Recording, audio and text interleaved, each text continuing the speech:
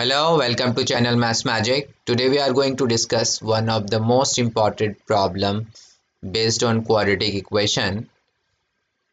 This question says when 15 is added to the square of a number, the result is 8 times the original number. Find the number.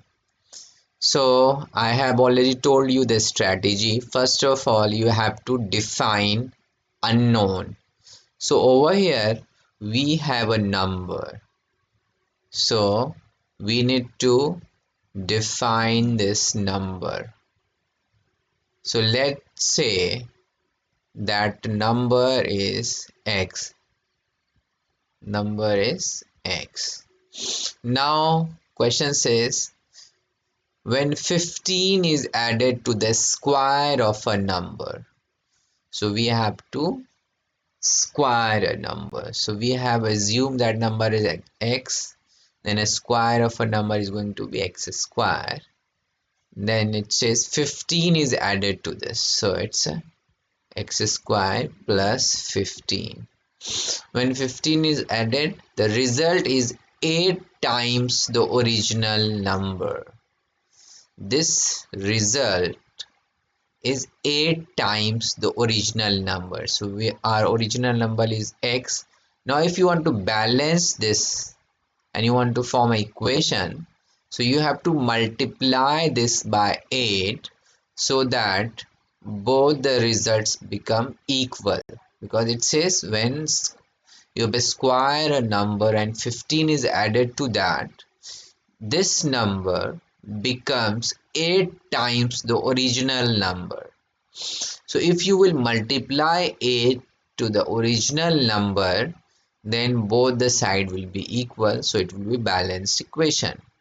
Now we got this equation, we have to arrange and solve this.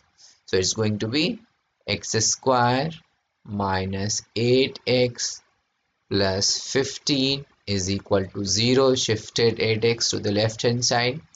Now we got this equation which is required over here. We can solve this equation using different techniques. We have already learned 3 different techniques to solve the quadratic equation: factorization technique, and completing the square technique, and quadratic formula. As I have already suggested you that you are not bound to use any specific technique unless it's stated in the question, but you can go for any easier technique. First of all, we will try a factorization technique, and if it will not work, then we'll go for quadratic formula. So in factorization technique, I'll just remind you the process. First of all, you have to multiply the last term, which is the constant term, with the coefficient of x square. Over here we don't have any coefficient, so it's a 1 only. Coefficient of x square is 1, so 15 times 1 is 15 only. Now we have to break 15 in such a way that multiplication should be positive 15 and sum or subtraction should be negative 8. We have to start with the factor of 15. So we are having basic factor 1 and 15. 1 and 15. So we can get 15 for sure, but we cannot get negative 8 over here. So we'll move to the next factor with 3 and 5.